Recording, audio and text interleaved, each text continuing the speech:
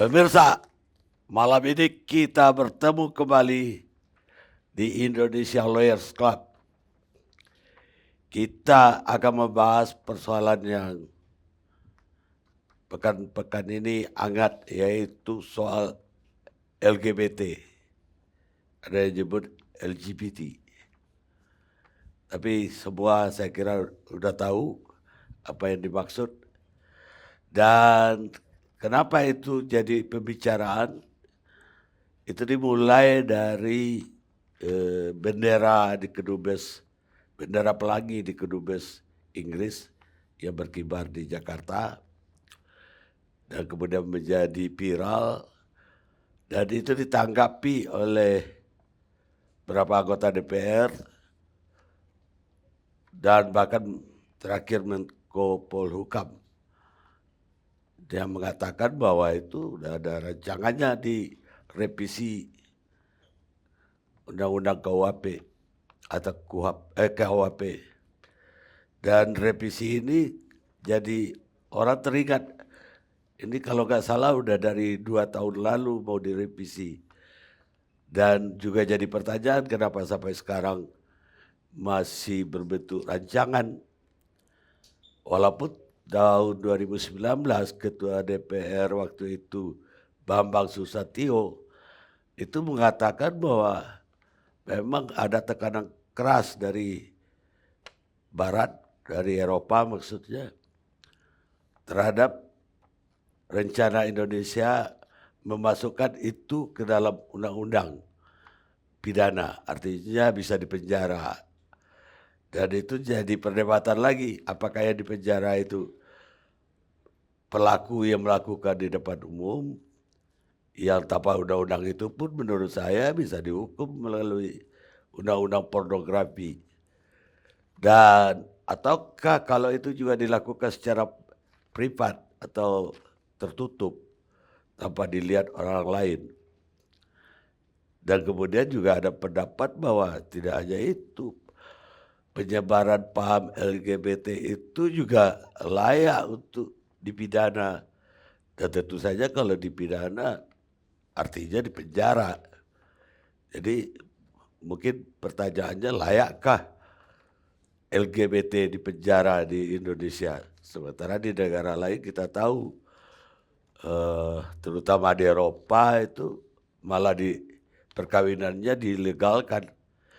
Bahkan ada presiden Eropa yang istrinya itu laki-laki juga, walaupun presidennya juga laki-laki.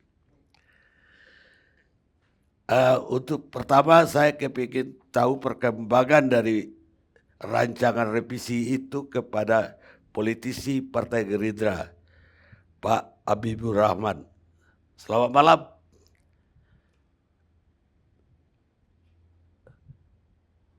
Suaranya masih mute kayaknya.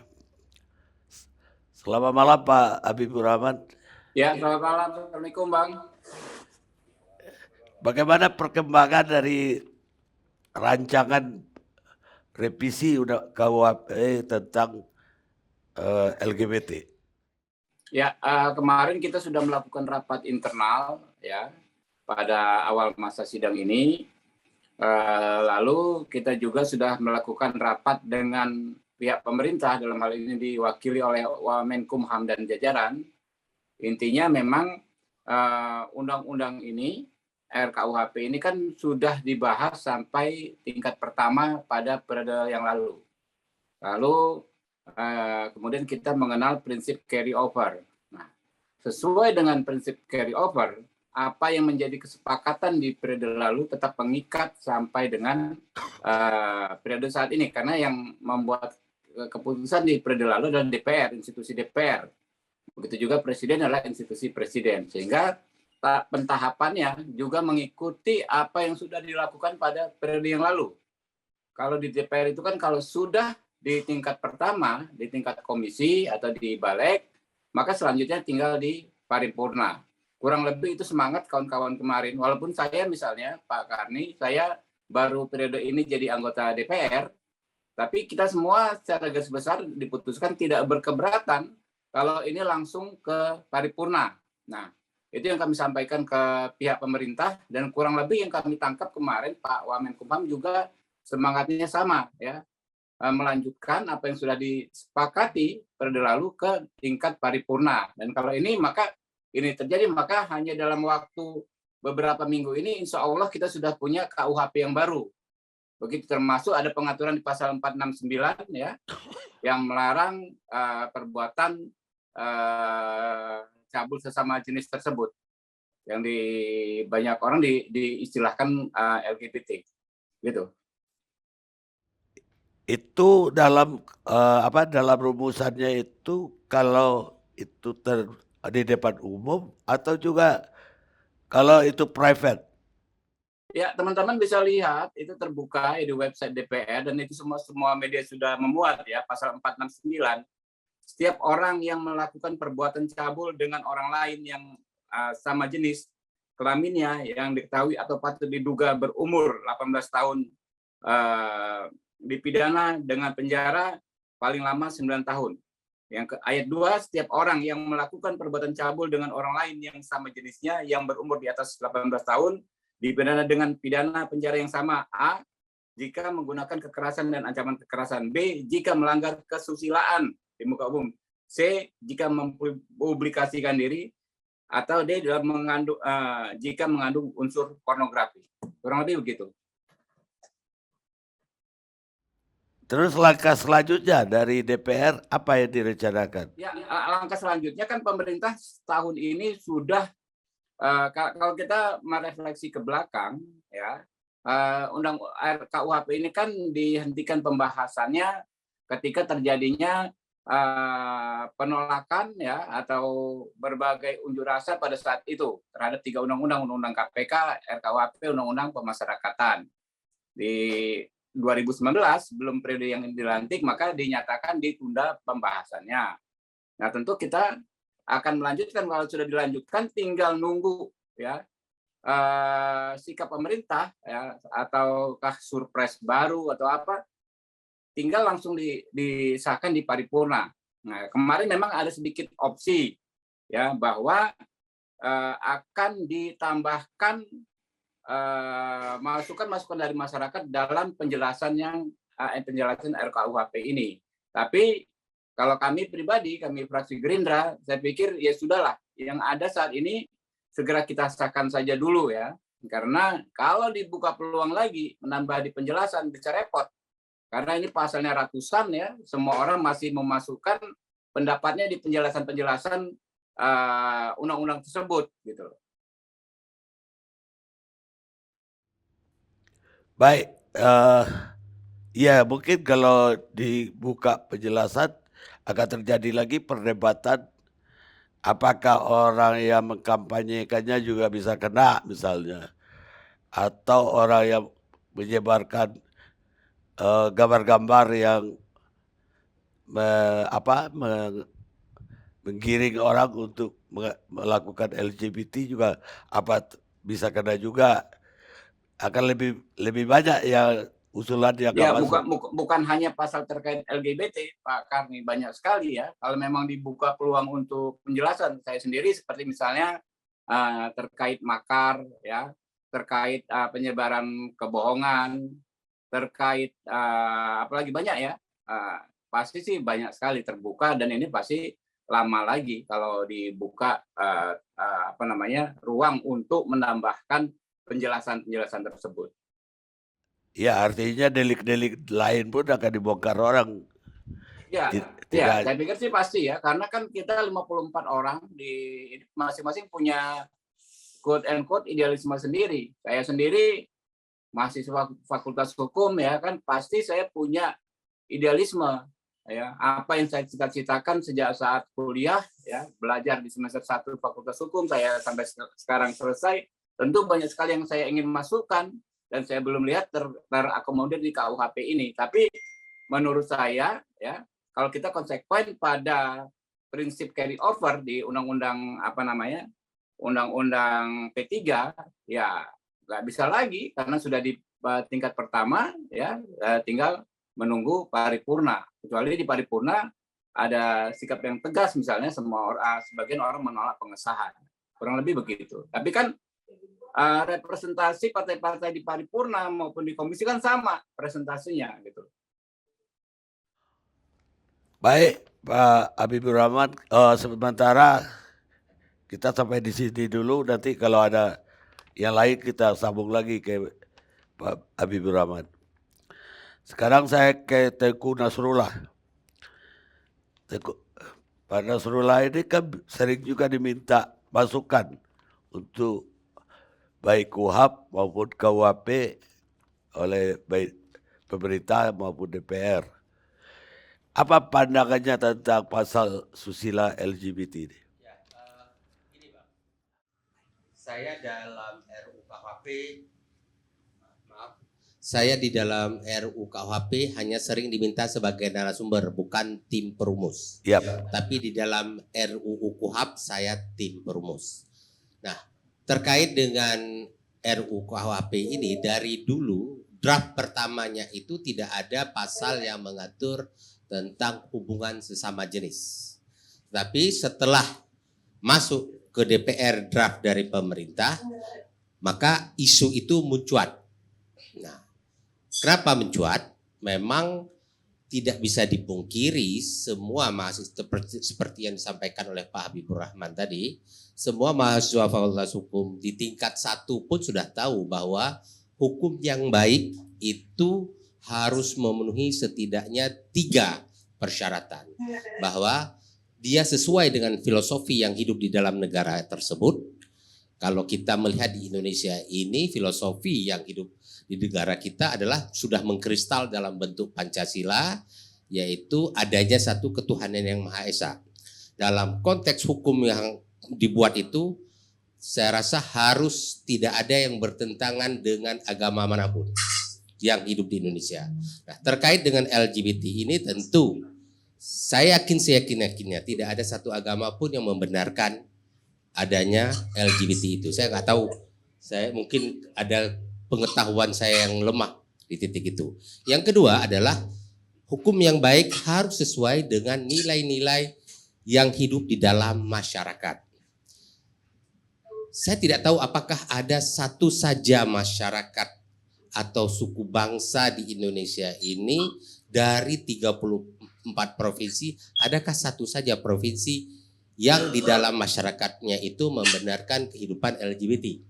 Setahu saya tidak ada. Nah, oleh karena itu, maka mencuatlah isu LGBT ini harus dirumuskan, harus ada di pengaturannya di dalam RUU KUHP.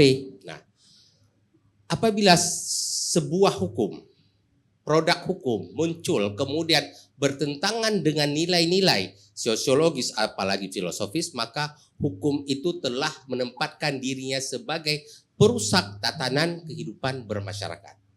Nah, dalam konteks itulah saya selalu berpikir pengaturan yang sesuai dengan nilai-nilai yang hidup dalam masyarakat itu penting diakomodir. Harus diakomodir. Nah, kemudian dalam beberapa kesempatan saya selalu mengatakan ketika draft itu sudah ada, kemudian kan sampai di DPR. DPR bisa memperbaiki, merubah dan segala macam karena di sanalah kepentingan kehidupan rakyat kita harus diakomodir. Nah, tentang yang Abang mengatakan tadi, Pak Bambang Susatyo mengatakan ya ada tekanan internasional untuk meniadakan pasal LGBT ini. Saya selalu berpikir begini, Dewan Perwakilan Rakyat dia mewakili rakyat Indonesia, bukan rakyat internasional. Jangan sampai begitu tinggi mengakomodir suara internasional, kita melupakan nilai-nilai yang ada di dalam rakyat Indonesia. Saya termasuk orang yang berpikir bahwa bukan setuju bahwa LGBT harus dilarang, tapi saya setuju nilai-nilai yang hidup dalam masyarakat Indonesia, filosofi yang ada di dalam masyarakat Indonesia harus tercermin dalam produk hukum yang baik. Kalau produk hukum itu menentang nilai hidup yang ada dalam masyarakat, maka hukum itu telah menjadi perusak tatanan masyarakat. Nah, kemudian juga kita sepakat bahwa hukum itu sebagai social engineering. Dia membangun sebuah perilaku masyarakat ke depan. perilaku masyarakat yang bagaimanakah yang ingin dibangun oleh KUHP kita ini, hukum kita ini, perilaku yang permisif terhadap kehidupan yang LGBT atau perilaku yang mengatakan itu keliru yang harus kita benahi ke depan. Tetapi perlakuan kepada saudara-saudara kita bangsa Indonesia yang ada persoalan-persoalan dengan kehidupan seks sesama jenis itu pun harus dijalankan, dibenahi oleh pemerintah, dibantu mereka untuk kembali kepada garis-garis yang sehat dan normal. Jangan kita hanya menghukum, tetapi hukum harus mengatur itu sebagai sesuatu yang larangan. Itu saya sepakat karena itulah nilai yang ada di Indonesia. Begitu Bang sementara. Baik. Ya, apapun juga dari kesimpulan atau rangkuman penjelasan Bung Nasrullah itu, ya Bung Nasrullah setuju ada pasal itu Ya, di KUHP. betul. Dan kalau itu tidak diakomodir di dalam KUHP, maka ingat Bang, RUU KUHP kita ini saya baca kepada pemerintah daerah nanti ya, kepada DPR daerah, ini Anda bisa gunakan pasal 1 dan pasal 2 RUU KUHP. Pasal 1 RUU KUHP ini mengatur begini. Tiada seorang pun yang dapat dipidana atau dikenakan tindakan kecuali perbuatan yang dilakukan telah ditetapkan sebagai tindak pidana dalam peraturan perundang-undangan yang berlaku. Tidak lagi undang-undang yang dipakai di sini. Peraturan perundang-undangan yang berlaku, termasuk perda nanti. Jadi bisa saja di RUU KUHP ternyata karena tekanan internasional tidak dicantumkan larangan itu, perda bisa membuat ini. Nah, kemudian di ayat 2 ini Bang yang menarik. Bahwa ketentuan sebagaimana dimaksud dalam pasal 1 ayat 1 tidak mengurangi berlakunya hukum yang hidup dalam masyarakat. Yang menentukan bahwa seseorang patut dipidana walaupun perbuatan tersebut tidak diatur dalam peraturan perundang-undangan. Jadi pasal 1 ayat 1 dan ayat 2 pintu masuknya perda atau hukum adat yang belum diakomodir dalam KUHP. Saya tidak yakin bahwa di DPR kita ini yang kita tidak bisa pungkiri mayoritas yang dikuasai oleh rekan-rekan anggota DPR yang lebih permisif kepada kehidupan LGBT. Baik, sekarang saya mau dengar pendapat Ibu Ratna Batara Munti, Koordinator Advokasi Nasional Asosiasi LBH Apik Indonesia. Silakan. Terima kasih Pak Karni. Ya, Langsung saja atau ada pertanyaan? maksud saya apa tanggapannya terhadap diskusi? Oke, iya. Kalau menurut saya ingin mensampaikan pertama bahwa kita punya konstitusi ya, yang itu merupakan kontrak politik tertinggi antara negara dan rakyatnya gitu, yang menaungi semua aturan perundang-undangan bahkan sampai perda dan perdes gitu. Dan kita tahu di dalam konstitusi kita itu ada bab khusus mengenai hak asasi manusia dan jelas ya semua warga negara Indonesia berkedudukan yang sama ya, berkesamaan kedudukannya di muka hukum, tidak boleh ada diskriminasi, tidak boleh ada kekerasan ya, dan semua diatur, hak atas pekerjaan, hak atas menikmati pembangunan dan sebagainya gitu, sehingga tidak bisa ada aturan di bawah konstitusi yang tiba-tiba menghukum keberadaan atau mempidana seseorang padahal tidak melakukan kesalahan. Jadi yang harus dipidana, yang harus diatur dalam RUU KUHP yang ini adalah memang hukum mengatur tentang tindak pidana, itu adalah perbuatannya. Bukan keberadaan seseorang yang memang orang itu memiliki jati diri, memiliki seksualitas yang memang berbeda, dan memang perbedaan itu adalah bagian juga dari keragaman, bagian dari sunatullah gitu ya, bahwa yang diatur memang perilakunya. Dan saya kira dari RUU KUHP yang terakhir ya, ini ada perubahan, kalau yang sekarang kan pasal 420 sekarang jadi pasal tadi berapa 469, dan juga ada sedikit perbedaan rumusan redaksinya, tapi muatannya sama ya, prinsipnya memang dibatasi untuk pemidanan itu ya pada perbuatan cabul ke anak itu jelas memang tidak dibenarkan. Lalu perbuatan cabul kepada yang dewasa itu di muka umum, lalu dengan paksaan, kekerasan atau ancaman kekerasan, dan juga publikasi lewat konten pornografi. Yang sebenarnya menurut saya tuh nggak ada pasal ini pun yang untuk dewasa tuh nggak masalah, karena sebenarnya KUHP yang sekarang juga sudah mengatur ya. Karena intinya setiap orang itu kan berlaku untuk semua. Apakah dia orientasi seksualnya tadi non LGBT atau LGBT, sepanjang dia melakukan tadi perbuatan-perbuatan tadi itu dipidana. Yaitu misalnya ada pasal 281 melanggar kesusilaan di muka umum, melanggar kesusilaan di muka orang yang tidak menghendaki gitu ya.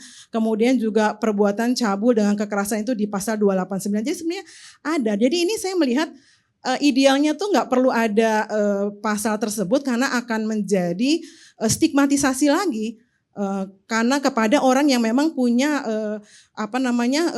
seksualitas yang berbeda gitu ya. Dan itu kan kita nggak bisa gitu ya membuat rumusan yang tiba-tiba mengkriminalkan orang pada dia nggak melakukan perbuatan apa-apa.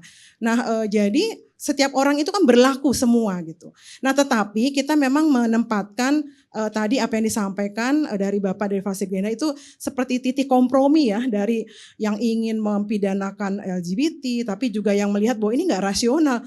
Ngapain keberadaan orang kok mau dipidana, di mana konstitusi kita? Itu kan yang paling tinggi, nggak bisa seperti itu. Semua orang nggak boleh didiskriminasikan. Nah itu titik kompromi saya pikir ya di RUU KUHP itu, dan saya kira memang walaupun nggak perlu dieksplisitkan, oke lah dieksplisitkan, tapi memang harus dibatasi. Jadi nggak boleh mengatur yang suka sama suka lah, mengatur karena apalagi tuh, pokoknya karena di LGBT kita hukum saja, nggak bisa begitu. Jadi hukum pidana pun kan ultimum remedium ya. Kalau misalnya kita merasa oke, kita bisa mencerahkan, kita merasa masih bisa dalam tanda kutip meluruskan, ya silakan saja disosialisasikan. Tapi kan juga kawan-kawan LGBT yang sebenarnya tambah ya IQ ya, intersex dan queer itu juga tidak homogen ya. Tidak homogen. Jadi kalau kita bicara seksualitas itu kan spektrumnya juga luas ya. Gitu. Jadi ada yang memang itu dari lahirnya memang sudah berbeda gitu. Jadi nggak bisa kita semua sama, yang namanya LGBT itu sama gitu, nggak bisa begitu juga. Jadi tergantung pada situasi masing-masing. Ya mungkin juga bisa aja karena pergaulan itu sebenarnya bukan yang benar-benar LGBT, tapi bisa aja seperti itu. Nah itu masih mungkin untuk kita misalkan katakanlah dalam tanda kutip kalau merasa ingin meluruskan ya. Tapi saya ingin juga menegaskan literasi kita terhadap soal seksualitas itu sangat-sangat minim di masyarakat itu. Tidak ada yang benar-benar belajar apa sih seksualitas, apa sih orientasi seksual, dan merasa pokoknya itu barat, pokoknya itu dosa gitu, pokoknya itu nggak ada di Indonesia. Siapa bilang nggak ada di Indonesia? Tradisi kita misalnya di masyarakat Bugis ya, Sulawesi Selatan itu jelas ada bisu ya. Dianggap pendeta dalam tanda kutip yang suci, yang memang keberadaannya penting untuk tradisi perkawinan, untuk misalnya perkebunan sawah gitu ya, pertanian gitu ya. Nah itu mereka adalah yang disebut calalai dan calalabai gitu ya. Calalabai itu adalah mereka laki-laki yang mempunyai sifat feminin, yang kita anggap dengan bahasa ini kita transpuan ya. Tapi juga ada calalai, itu yang transmen seperti itu. Nah kita itu ada di tradisi kita, ada di bagian dari masyarakat, dan mereka hidup gitu ya. Selama ini kok tiba-tiba kayak kita terkejut, itu kan dari barat. Seolah-olah kita nggak mengakui bahwa ini tuh ada di masyarakat, dan mereka juga punya hak yang sama untuk bekerja dan seterusnya. Tetapi karena tiba-tiba ada homofobia, stigmatisasi, mereka menjadi sulit untuk mengakses pekerjaan. Banyak yang akhirnya lari menjadi PS ya, itu sangat disayangkan karena memang stigmatisasi itu sedemikian kuat gitu ya. Bahkan kami mendampingi korban-korban kekerasan seksual yang KDRT, dipaksa untuk menjadi heteroseksual gitu ya, dipaksa untuk mengikuti ruqyah gitu ya, yang akhirnya mereka jadi kabur, dan akhirnya seperti itu malah menjadi pergaulan yang tidak sehat ya, karena mereka nggak ada lagi orang tua yang bisa mengini, karena itu KDRT. Lalu juga ketika mendapatkan kekerasan seksual, mereka melaporkan juga di stigma. Yang kita banyak yang testimoni mereka nggak bisa meneruskan laporannya karena oleh aparat penegak hukum, kok kamu perempuan kok tampangnya seperti ini. Jadi dipermalukan, dibully gitu ya. Jadi banyak sekali kasus-kasus yang mereka terima, yang intinya mereka tidak bisa menikmati hak-hak yang sama sebagai manusia ya, karena cara kita memandang mereka tuh sangat salah ya. Yang harus dipidana sekali lagi perilakunya. Perilaku yang mana? Tadi itu, berbuat cabul kepada anak. Kemudian berbuat cabul di muka umum. Mempublikasikan lewat konten pornografi hal-hal yang cabul gitu ya, atau melakukan kekerasan. Jadi misalnya ada pertemuan-pertemuan gitu ya, sepanjang dia memang diskusi yang baik kenapa enggak, tapi kalau dia sudah melibatkan anak dalam eksploitasi seksual atau melibatkan narkoba boleh digerebek gitu. Tapi itu wilayah privat nggak bisa gitu ya, kecuali tadi. Jadi ini RKUHP memang memastikan itu untuk ke depan tidak ada lagi kriminalisasi terhadap mereka, termasuk perda-perda itu ya nggak bisa begitu aja, harus sesuai dong dengan undang-undang yang di atasnya. Nggak bisa undang-undang di atasnya tidak mengkriminalkan, tiba-tiba bikin perda yang mengkriminalkan, kan juga salah seperti itu kan. Gitu. Bang Karni, boleh saya sambung sedikit apa yang disampaikan oleh beliau. Yang dipidana itu bukan mereka yang LGBT-nya, bukan karena penyimpangan seksual, tapi adalah hubungan badan yang dilakukan oleh sesama jenis. Jadi kita tidak mempidanakan, menyatakan bahwa tidak dilarang menjadi homoseksual, tapi ketika Anda melakukan hubungan badan secara... Tapi maksudnya apakah negara lalu datang ke kamar-kamar memastikan bahwa kamu tuh hetero, kamu tuh berhubungan dengan lawan jenis, apakah itu yang kita masukkan? Itu kan penjara mau berapa yang banyak di penjara. Hubungan badan seorang laki-laki dengan wanita yang sudah dewasa, suka sama suka, ini aliran pemikiran. Sekarang kita harus menghormati aliran pemikiran manapun. Saya lihat ini simetris dengan aliran pemikiran hubungan badan antara seorang pria dengan wanita yang sudah dewasa, suka sama suka, tidak salah satu yang tidak terikat kepada perkawinan, itu kan bagian private juga tidak boleh dilarang. Jadi itu tidak, jadi ini termasuk dalam aliran pemikiran pasal 284 KUHP. Jadi kalau dilakukan sama suka itu tidak termasuk overspell. Padahal sekarang di RUU KUHP ini mau dicoba akomodir warna nilai-nilai yang hidup di dalam masyarakat Indonesia. Jadi masalah private itu memang perlu ada pembatasan. Bukan berarti private itu menjadi sangat luas. Hak asasi manusia ketika undang-undang mengatur itu ada batasan. Hak asasi manusia juga boleh diatur kan. Nah, persoalannya gini, apakah kita sepakat bahwa hubungan badan seorang pria dewasa dengan dengan wanita dewasa, suka sama suka, tidak mereka sehat lahir batin dan tidak terikat perkawinan, juga tidak bisa dipidana di dalam masyarakat lokal-lokal yang ada di wilayah. Iya, saya kira negara kita sudah jelas ya meratifikasi Konvensi Hak Sipil Politik. Negara kita itu punya keterbatasan, nggak bisa begitu saja masuk ke ranah-ranah privat gitu ya, mengatur misalnya mempidana percekcokan, perselisihan rumah tangga gitu kan. Tetapi yang kapan negara itu masuk, yaitu ketika ada KDRT. Ya. Kapan negara masuk? Ketika ada eksploitasi terhadap anak. Berbeda. Seperti itu. Walaupun jadi nggak bisa mau penjara penuh gitu dengan kehidupan privat mau dipidana, kan nggak bisa begitu. Negara harus punya batasan. Saya kira.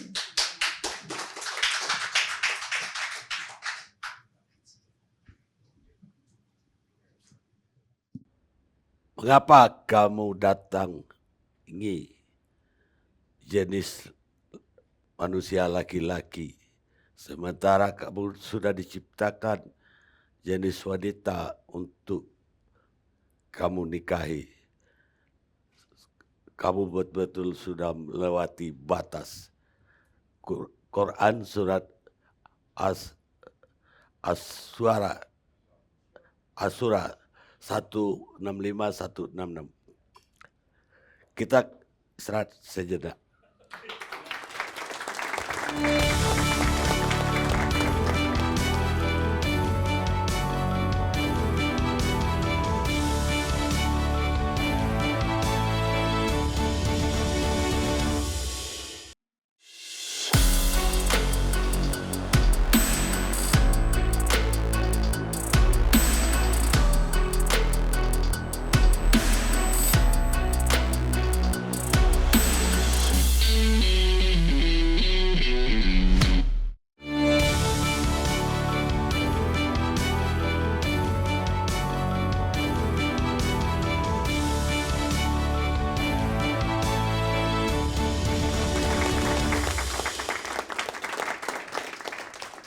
Pemirsa, kita lanjutkan acara kita. Sekarang saya mau ke Wakil Khotib Suriah PWNU DKI, Pak Taufik Damas. Silakan. Baik, terima kasih Bang Karni, narasumber yang lain yang saya hormati. Assalamualaikum warahmatullahi wabarakatuh. Saya merasa bahagia bahwa di Indonesia ini kita masih bisa berdiskusi secara terbuka tentang apapun, termasuk dalam hal ini soal LGBT, yang bagi saya pribadi memang LGBT ini sebetulnya masih banyak sekali orang yang awam, minim pengetahuan soal itu. Karena kalau menurut penelitian ilmiah itu spektrum kecenderungan seksual itu orang banyak sekali. Bukan cuma heteroseksual atau homoseksual, tapi juga ada panseksual, ada biseksual, queer dan lain sebagainya itu. Artinya secara umum memang masyarakat atau manusia itu menyukai lain jenis. Tapi ternyata ada yang menyukai sesama jenis. Ada juga yang menyukai berbagai jenis. Jenis yang beda dia suka, yang sama dia suka. Ada juga yang sudah tidak memandang gender lagi tingkat kesukaannya. Pokoknya hanya mengandalkan perasaan bahwa dia mendapatkan kenyamanan romantis dan sudah tidak berpikir tentang gender. Yang kedua, LGBT itu kan sebetulnya bukan cuma urusan seksual, tapi di situ juga ada transgender itu. Artinya ada orang itu yang fisiknya laki-laki tapi jiwanya perempuan. Ada orang yang sebaliknya, yang seringkali orang bilang itu laki-laki terperangkap dalam tubuh perempuan dan perempuan ada yang terperangkap dalam tubuh laki-laki. Itu menurut yang sudah saya baca. Walaupun juga ada yang kemudian karena pengaruh lingkungan ada juga. Artinya tadinya dia laki-laki, punya kecenderungan seks yang beda dengan lawan jenisnya. Tapi karena pergaulan kemudian jadi homo. Baik gay ataupun lesbi. Atau ada juga yang menjadi biseksual. Sama cowok suka, sama cewek juga suka itu. Jadi memang dalam hal ini kalau menyangkut RUU rancangan undang KUHP itu perlu mendengarkan pendapat para ahli soal ini. Nah kalau kembali ke agama, agama itu sudah jelas haram hukumnya melakukan hubungan sesama jenis. Baik homoseksual ataupun lesbian itu sudah jelas. Bahkan mungkin agama apapun melarang itu. Artinya apa? Orang yang melakukan itu ya itu dosa.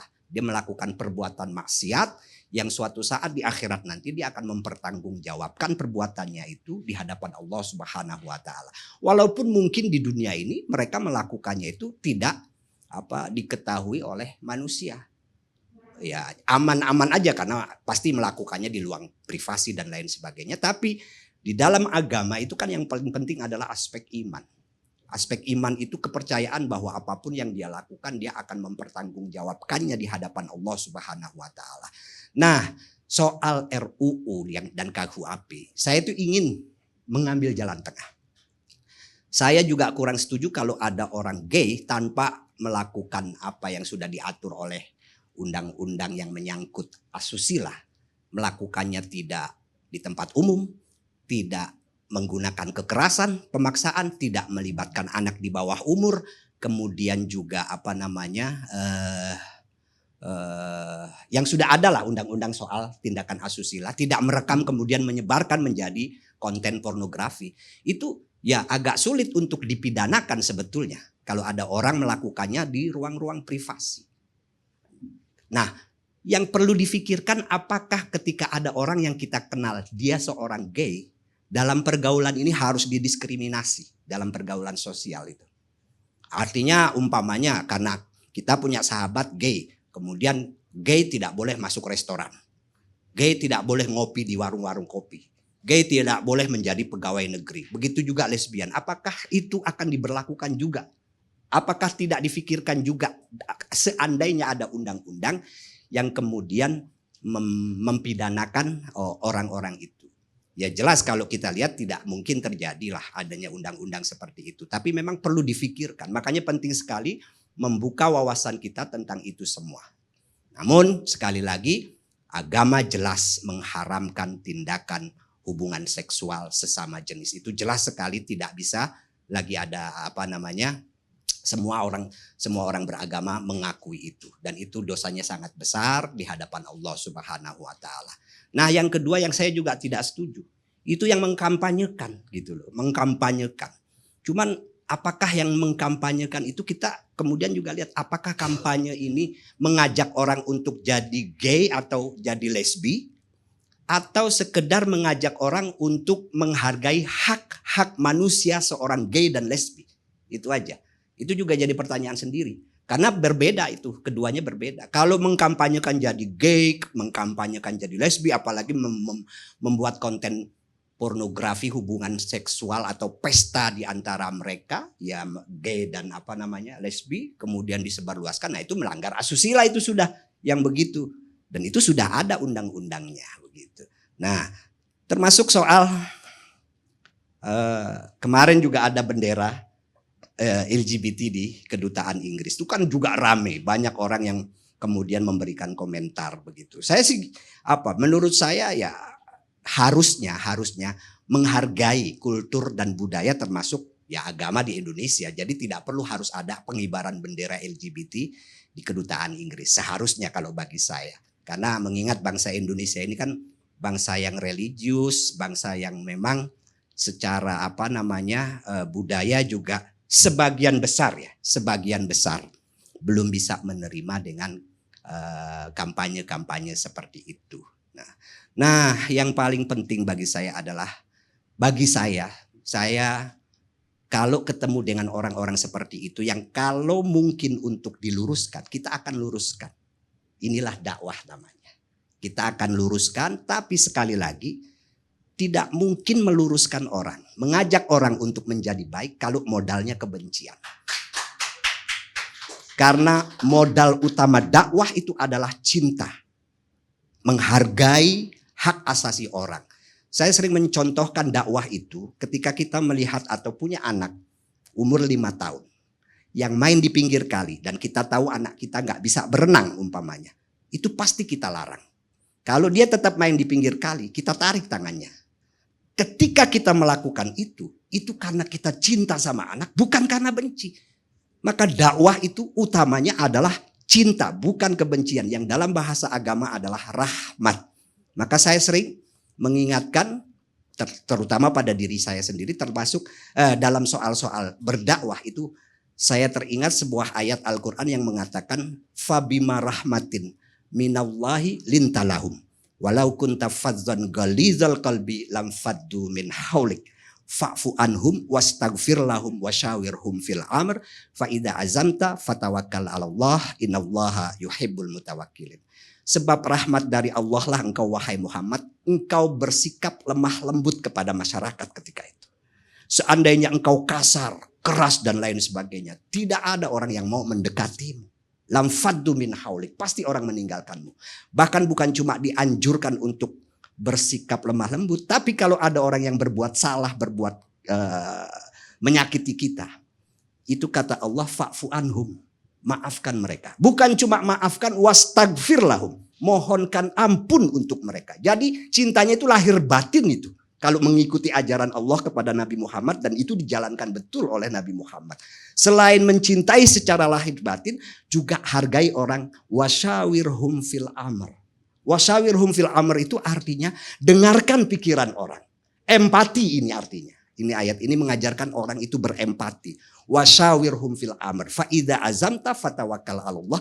Masalah apapun yang kita musyawarahkan, mendengarkan pendapat orang, maka pada akhirnya akan terjadi kesepakatan dan keputusan. Nah, keputusan itu kemudian kalau sudah kalian ambil, fatawakkal 'ala Allah, serahkan kepada Allah. Karena Allah mencintai orang-orang yang tawakal. Jadi tetap saya sebagai dianggap bagian dari tokoh atau wakil dari tokoh agama lah ya umpamanya, itu menegaskan bahwa hubungan seksual sesama jenis itu sangat dilarang dan haram hukumnya dalam agama. Bagaimana pendapatnya tentang itu dimasukkan dalam KUHP kita? Saya Artinya orang yang melakukan pelanggaran terhadap itu bisa dipenjara. Ya kalau itu saya lebih melihat aja lah bagaimana nanti kerja bapak-bapak yang terhormat di DPR soal apakah itu akan dimasukkan atau tidak. Saya wait and see saja Pak kami. Tapi kalau dimasukkan setuju aja. Ya belum tentu juga. Artinya belum kedua setuju. Intinya kalau dipidanakan saya tidak setuju karena bagaimanapun itu akan memiliki efek yang kalau kita baca ya dalam berbagai penelitian mereka yang terutama transgender itu sudah banyak yang menjadi korban. Bahkan saya pernah mendapat pengakuan dari orang yang sekarang ini berhasil dihargai, dia bisa kuliah ke luar negeri, namanya Amar. Saya lupa kasusnya di mana. Dia orang pesantren. Jadi lahir sebagai perempuan tapi kemudian dia jadi laki-laki. Dan alhamdulillah dia diterima oleh keluarganya.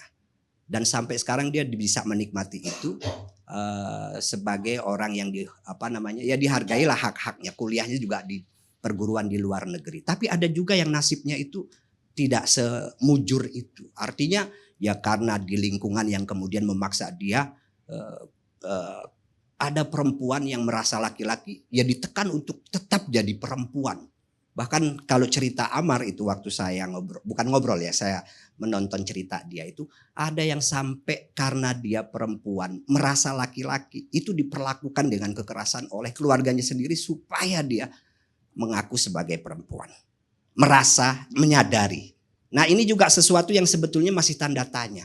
Apakah transgender itu sesuatu yang bisa disembuhkan atau tidak? Maksudnya kalau itu dianggap penyakit itu artinya bisa disembuhkan. Atau memang itu bagian dari kecenderungan sejak orang dilahirkan. Sehingga mau dipaksa bagaimanapun orang yang merasa laki-laki walaupun tubuhnya perempuan ya tetap dia merasa perempuan. Atau sebaliknya. Ini kan juga perlu penelitian lebih jauh. Perlu kita mendengarkan para ahlinya di bidang itu. Tapi sekali lagi saya tegaskan bahwa tindakan homoseksual itu tidak dibenarkan di dalam agama. Baik. Sekarang giliran Pak Fahmi Salim, Wakil Ketua Komisi Dakwah MUI Pusat. Ya, terima kasih Bang Karni dan juga semua narasumber yang hadir. Ada dari banyak pihak ini, saya lihat dari budayawan ada, ahli hukum, kemudian teman-teman kita dokter yang banyak menangani konsultasi dan ikut juga recovery ya, merehabilitasi, membantu teman-teman kita ini, sahabat-sahabat kita. Juga dari LBH Apik. Itu saya ingin sedikit menanggapi ya. Persoalan yang pertama kedudukan di mata hukum, yang kedua adalah di mata agama. Saya bukan ahli hukum tapi saya membaca sedikit tadi apa yang sudah disampaikan dan juga barangkali saya ingin tambahkan dari apa yang disampaikan Pak Nasrullah itu. Bahwa kalau memang belum ada payung hukumnya soal bagaimana seseorang itu melakukan tindakan ya seperti yang dilakukan oleh teman-teman kita. Sebenarnya ada payung hukum sebenarnya yang bisa digunakan. Kita sudah ada undang-undang pornografi. Undang-undang pornografi pasal 4 ayat 1. Itu tentang membuat konten untuk diri sendiri dan untuk orang lain disebarluaskan tentang persenggamaan yang menyimpang. Nah, itu di pasal penjelasannya persenggamaan yang menyimpang itu termasuk salah satunya adalah homoseksual. Jadi negara kita sudah mengakui dan menetapkan bahwa bentuk atau tindakan hubungan seksual sesama jenis itu adalah satu persenggamaan yang menyimpang. Mungkin bahasanya kurang ngegas kalau dalam bahasa hukum ya, KUHP. Tapi ini kan undang-undang pornografi. Artinya dia sudah masuk include di situ. Saya bacakan sedikit di sini. Yang dimaksud dengan persenggamaan yang menyimpang itu antara lain persenggamaan atau aktivitas seksual lainnya dengan mayat. Ada ya? Mayat. Dengan mayat. Kacau juga ini. Binatang, oral seks, anal seks, lesbian dan homoseksual. Artinya sudah masuk di sini. Ya, apakah saya tidak tahu di undang-undang pornografi itu sanksinya apa? Nah ini saya mau tanya nanti ke Pak Nasrullah ya. Yang jelas pada tahun 2017-2018 itu saya ingat betul pro kontra LGBT ini sangat luar biasa di media sosial, di perbincangan publik. Bahkan waktu itu kalau tidak salah Pak Mahfud MD sebelum jadi Menko itu sudah kenceng ya, ngegas bahwa LGBT bukan hanya perzinahan, itu juga harus dilarang dan harus masuk dalam rancangan undang-undang KUHP. Dia mensinyalir jejak digitalnya masih ada Bang Karni, itu 2,4 triliun. Dana besar itu masuk untuk meloloskan pasal ini supaya tidak ada, supaya menghilangkan bab tentang pidana terhadap aktivitasnya ya, bukan orangnya ya, bukan orangnya. Ini kan Bu siapa tadi dari LBHP itu bilang mempidanakan orang, yang enggak lah, bukan orangnya ya, tapi perilakunya, tindakannya, gitu ya. Nah, siapa yang berhak mempidanakan atau menjadikan ini sebuah tindakan kriminal? Kalau dalam sudut pandang agama, ya itu kan kita kenal ada ayat atiullah wa atiur rasul wa ulil amri minkum. Sumber tertinggi hukum adalah dari Allah, Rasul, dan pemerintah. Ulil amri itu pemerintah. Kalau dua-duanya klop, wah itu hebat sekali. Allah dan Rasul dalam kitab suci sudah jelas melarang, seperti tadi disampaikan oleh Pak Taufik Damas. Ya, jelas bahwa ini adalah sebuah tindakan salah satu perbuatan dosa, ya, maksiat yang tidak bisa ditolerir. Tindakannya, nah orangnya ini yang harus diselamatkan. Nah, jadi yang menentukan perbuatan itu kriminal atau bukan, itu memang harus pihak yang netral. Kalau yang menentukan satu tindakan itu kriminal atau bukan itu kita, semau kita atau mengikuti selera hawa nafsu manusia, ya itu nggak akan bisa kita menetapkan undang-undang sampai kapanpun gitu. Ya, jadi ini yang poin yang ingin saya sampaikan. Yang kedua, soal tadi ada yang menyampaikan, dan ini banyak ya. Saya ingin berangkat dari statementnya Pak Taufik Damas tadi. Apakah mengkampanyekan? Tentu kalau mengkampanyekan supaya jadi gay itu, itu harus dipidana itu. Artinya ngajak orang kan, artinya ngajak orang kepada penyimpangan itu kan tidak benar. Ya, hukum manapun itu mengakui. Tapi kalau juga ikut dalam artian bukan mengkampanyekan seperti, tapi membenarkan lalu memberikan pembenaran, ya, legitimasi. Nah ini sekarang banyak yang memberikan legitimasi, memberikan pembenaran berdasarkan tafsiran-tafsiran yang jelas menyimpang dari kaidah-kaidah agama. Dan ini banyak disampaikan dalam advokasi-advokasi sayangnya. Advokasi-advokasi seperti yang dilakukan oleh beberapa LBH itu. Ya, katanya itu tafsir usang kisah Nabi Lut. Ya, itu sudah tidak relevan lagi. Bahkan saya punya catatan Pak Karni, saya bawa buku saya ini. Di buku Tafsir Sesat ini di halaman 356 sampai 60 khusus tentang menakar tafsir baru LGBT. Sebab ada cendekiawan muslim menulis di satu media, dia ingin memberikan legitimasi penafsiran agama bahwa kisah Nabi Lut itu tidak faktual. Kita mesti meragukan fakta sejarahnya. Atau yang kedua, penyebab turunnya azab kepada kaum Nabi Lut itu bukan karena penyimpangan seksualnya, tapi karena pengingkaran terhadap Tuhan dan Rasul. Ada lagi yang ketiga, mereka meragukan itu, menganggap dengan membandingkan apa? Azab yang ditimpakan kepada umat yang lain, umat Nabi yang lain, itu sama, yaitu tentang pengingkaran terhadap keesaan Tuhan. Jadi kalau ada penyebab khusus tentang penyimpangan seksual itu rasa-rasanya tidak benar, ya, itu rasa-rasanya ya kita.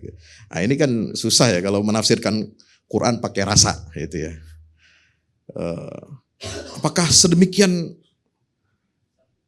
besar pengaruhnya? Kita lihat saja, kalau kita lihat Al-Quran, kronologi tentang kisah Nabi Lut itu jelas sekali. Nabi Lut itu menggunakan dua istilah. Innakum lata'tunal fahisyata ma sabaqakum biha min ahadi minal alamin. Satu, Nabi Lut itu tidak pernah mengatakan kamu berhubungan seks sesama jenis, enggak. Tapi langsung mengatakan fahisyah, perbuatan keji. Ya. Perbuatan keji. Jadi menurut epistemologi wahyu, ya, kalau kita bicara tentang wahyu yang diucapkan oleh seorang nabi itu berdasarkan wahyu dari Tuhan, itu jelas. Apa yang diucapkan oleh seorang nabi lalu kemudian menjadi wahyu Tuhan di dalam Al-Quran, itu jelas langsung diberikan suatu ketetapan dari Tuhan bahwa perbuatan kaum Nabi Lut, sodomi itu, ya, mereka bukan melakukan kepada anak kecil loh ya. Kalau dalam kisah-kisahnya itu jelas. Mereka lakukan kepada orang dewasa.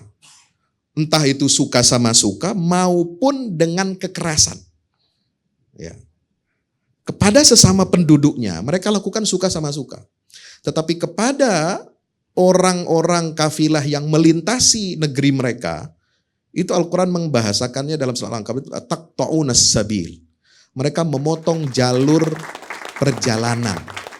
Ya, istilahnya mensweeping. Siapa laki-laki yang ganteng, yang klimis, yang bening gitu ya, itu di sweeping, dipisahkan dari yang lain.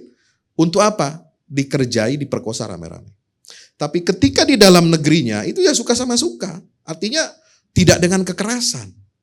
Nah itulah konteks fahisyah di dalam bahasa yang diungkapkan oleh Nabi Lut. Yang kedua, setelah Nabi Lut mengatakan demikian, itu juga Al-Quran mengatakan, "A'innakum lata'tunar rijala syahwatan min dunin nisa." Ada bal antum qaumun musrifun, bal antum qaumun adun, bal antum tajhalun. Ya, jadi kamu itu seperti yang tadi disampaikan terjemahannya, surat Asy-Syu'ara, kalau ini di surat Al-A'raf dan Hud, kamu itu mendatangi artinya berhubungan seksual dengan laki-laki.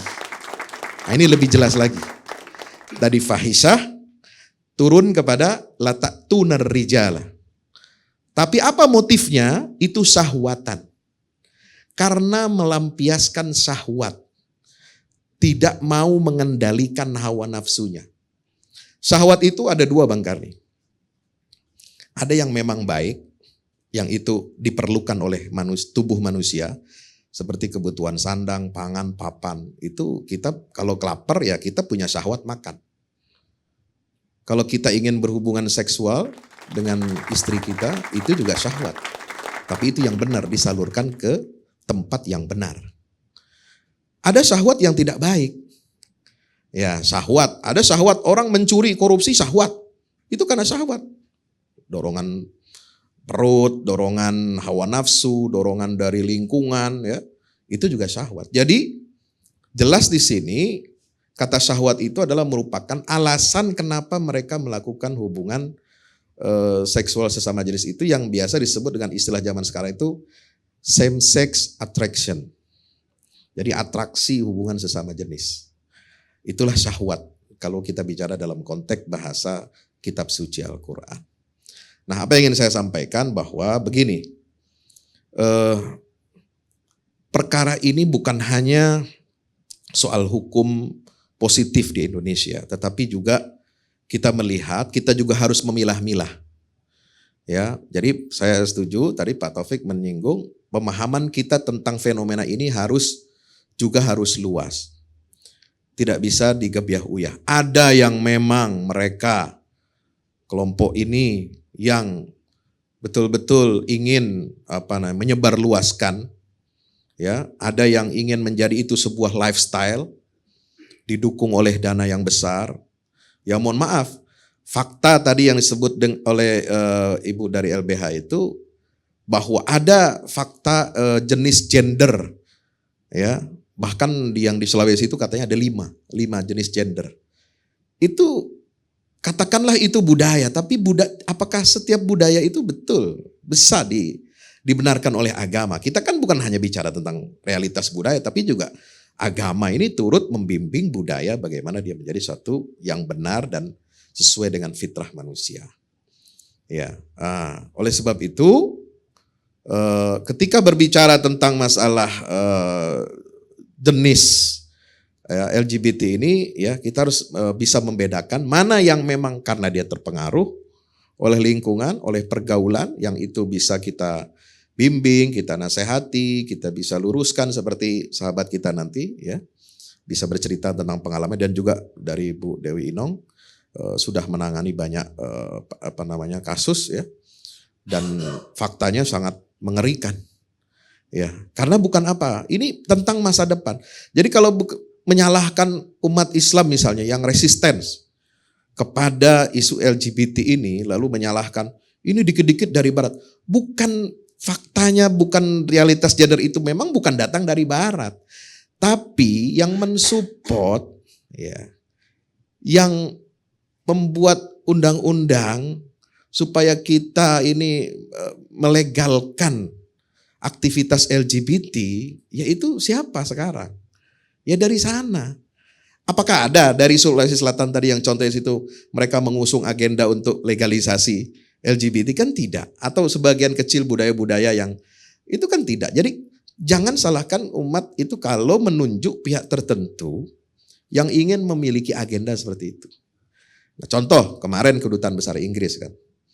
Ya kalau dia mau kibarkan bendera itu di negara-negara yang sudah mengakui hak-hak kaum LGBT, ya di beberapa negara itu saya catat di sini itu banyak, ya, sejak tahun berapa itu 2004 2005 itu yang paling pertama itu Belanda, ada Belgia, Spanyol, ini secara urutan tahunnya, ya, Kanada, Afrika Selatan, Norwegia, sampai terakhir yang itu Australia itu tahun 2017, ya. Ya, kalau dia mau mengibarkan bendera itu di negara-negara itu ya silahkan. Itu haknya mereka. Karena juga negara tempat mereka di situ menjadi tamu sebagai kedutaan asing, ya mengakui juga gitu, ya. Tapi kan kita tidak. Ya, meskipun katanya belum ada hukum positifnya yang melarang, tapi kan nilai-nilai yang hidup, hukum living law yang hidup di Indonesia ini adalah, kalau kita bicara itu adalah ya nilai-nilai Islam, yang karena mayoritasnya beragama Islam. Maka ini yang harus dihormati. Maka kalau ada yang mengatakan itu adalah tindakan provokatif, saya kira sangat tepat, ya. Ini memang memprovokasi. Tujuannya apa? Bisa jadi konteksnya dengan peristiwa sebelumnya, ya, ketika ada podcast, ya, yang di YouTube itu. Mungkin sudah dibahas juga di sini, itu kemudian dipersoalkan oleh netizen ramai-ramai sampai kemudian dia hapus dan minta maaf. Saya kira itu untuk memberikan dukungan moral. Ya, ada kaitannya walaupun tidak kasat mata lah kira-kira gitu. Baik Ustaz. Nah, gitu ya. Saya kira itu Bang Karni. Baik, terima kasih. Pemirsa, kita rehat sejenak.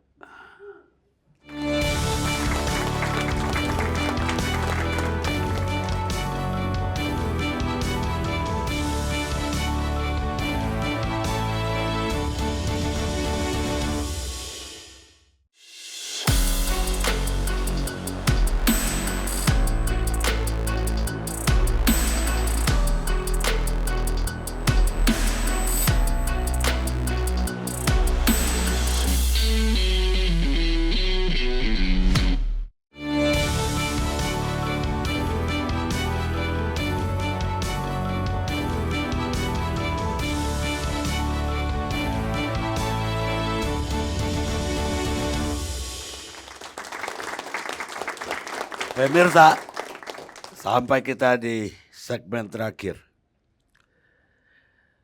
Malam ini kami juga mengundang seorang yang berpengalaman jadi LGBT. Tapi sekarang hijrah kembali ke kehidupan yang normal. Ricky Adrian Devgan. Ricky bisa ceritakan bagaimana ceritanya Anda bisa jadi LGBT dan kemudian bisa balik hijrah ke kehidupan normal.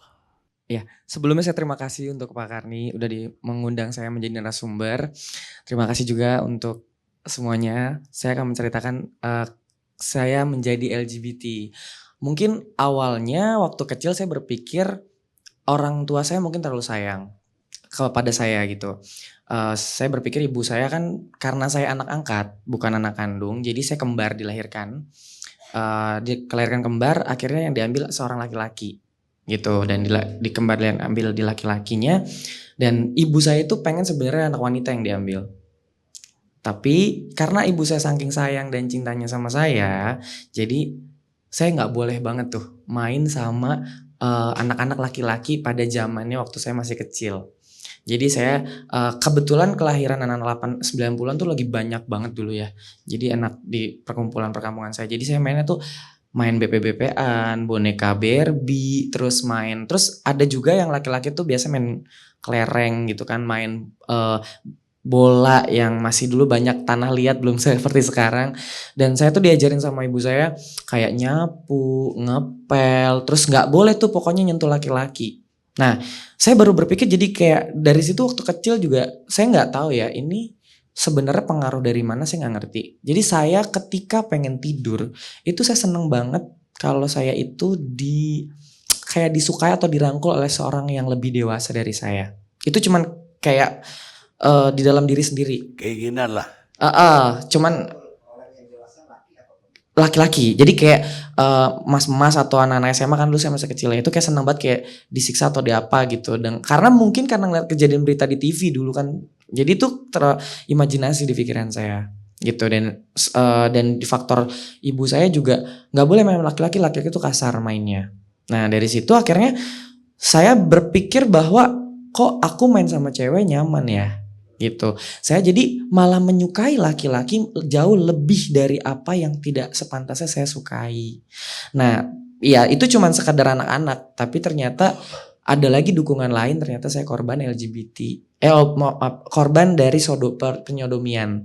Jadi waktu kecil umur sekitar 6 SD saya itu disodomi oleh orang yang berumur sekitar 25 tahun. Jadi pedofil ya.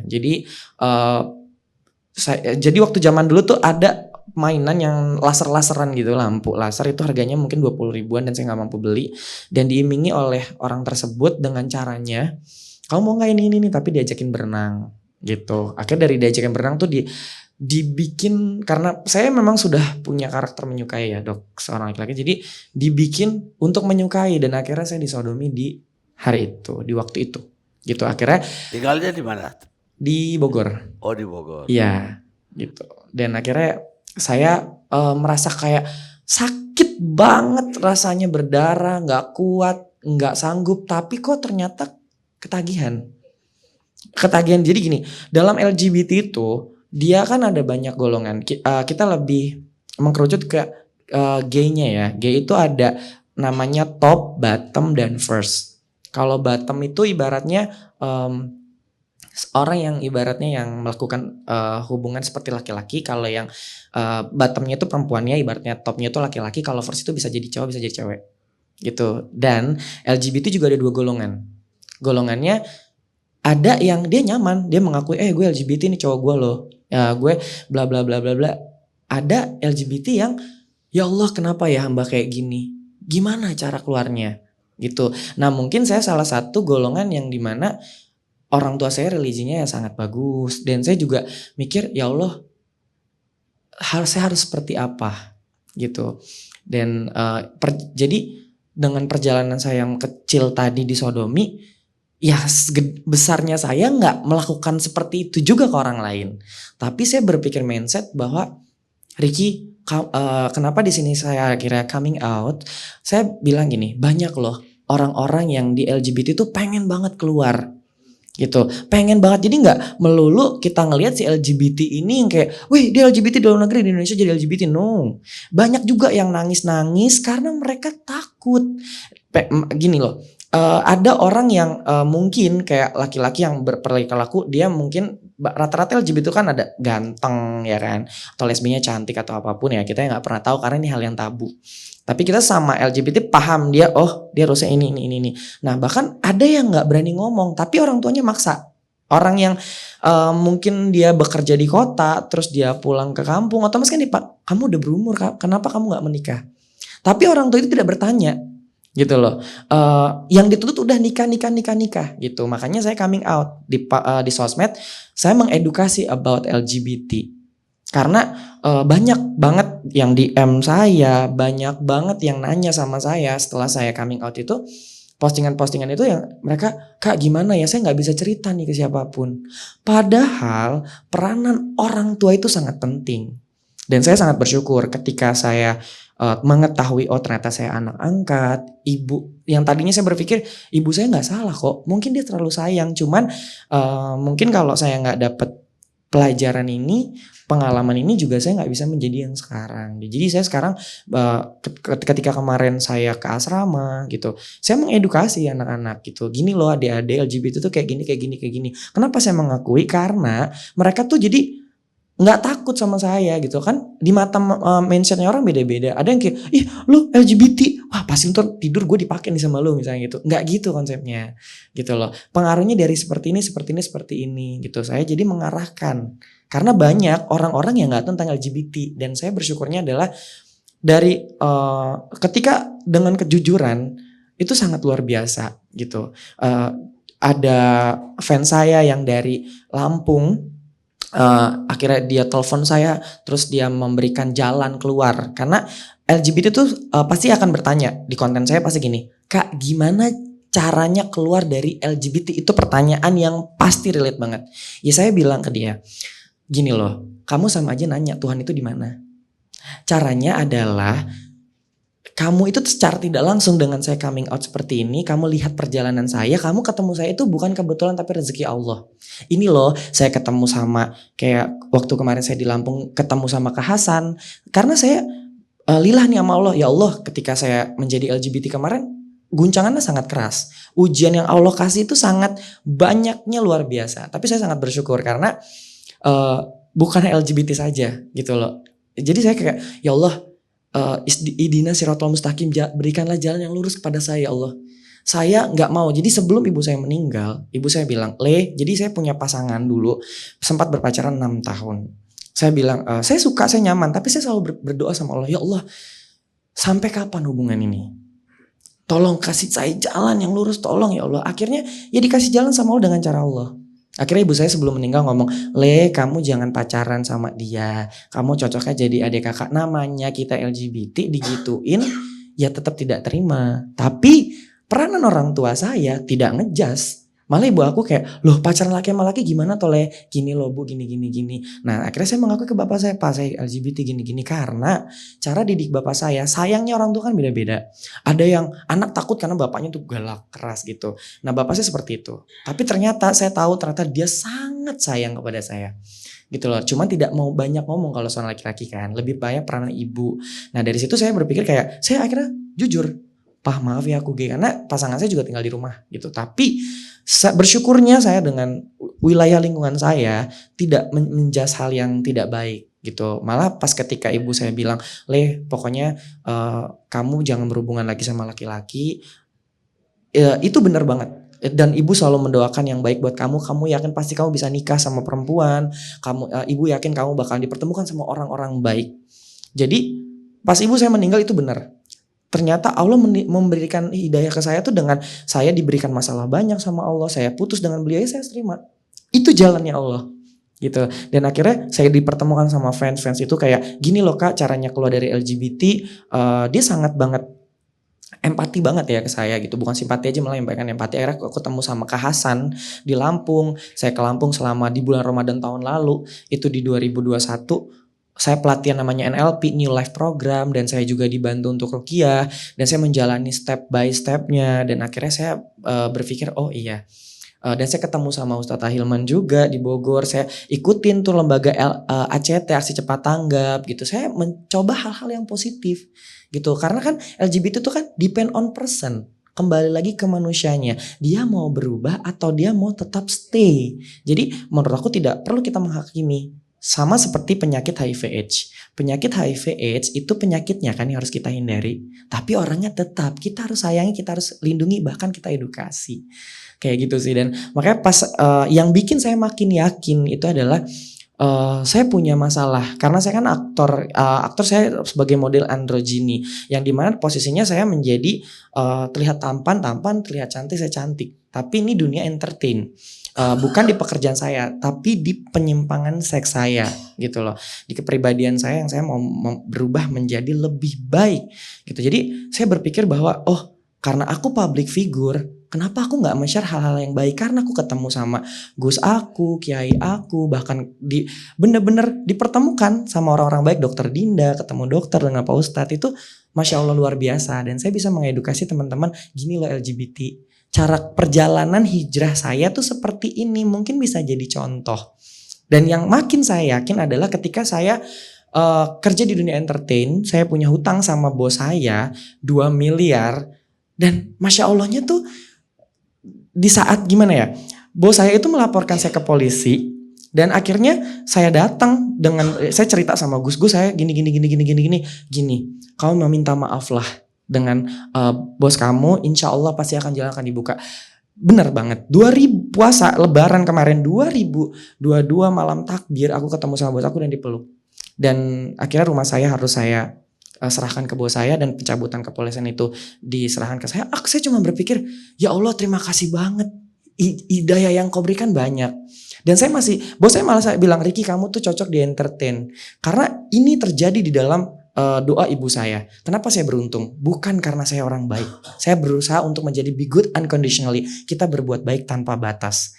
Ibu saya selalu mengajarkan harus siapapun kita harus menghargai orang lain, harus berbuat baik. Berarti yang saya dapat keberuntungan saat ini mungkin kebaikan-kebaikan ibu saya dulu, doa-doa ibu saya dulu saya bisa menjadi sekarang gitu. Dan saya makanya sekarang yakin gitu loh. Berarti saya harus yakin. Utang 2 miliar aja di dunia ini yang tadinya saya mau bunuh diri di 2021. Saya stres banget. Malah ini cerita yang sangat lucu sih. Saya mau bunuh diri nih. Tiba-tiba teman LGBT saya bilang, Ki, saya udah stres banget nih. Kenapa Kak? Aduh, pacar aku pengen nikah karena dituntut sama orang tuanya. Ya aku langsung bilang, Kak gini, kakak tuh harus bersyukur. Pasangan kakak mau nikah, kakak yang ragatin, kakak yang ngasih kerjaan, dan kakak juga yang support untuk semuanya. Allah itu bisa membolak-balikan hati manusia kapanpun. Aku bilang kakak harus percaya sama Allah gitu loh.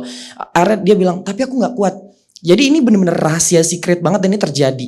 Jadi aku bilang pas di hari ijab kabulnya, kakak jangan nangis ya ketika pasangan kakak nanti ijab kabul. Iya Ki, pokoknya kita jadi lirik-lirikan nih pas ijab kabul. Aku dari sana gini, udah diem jangan nangis. Pas udah mau di resepsi ke belakang dia langsung peluk aku. Ki makasih untuk semua. Dan setelah sebulan yang akan datang saya ke tempatnya dia, alhamdulillah Ki, gimana senang kan pasangan kakak udah menikah dengan dapat seorang istri.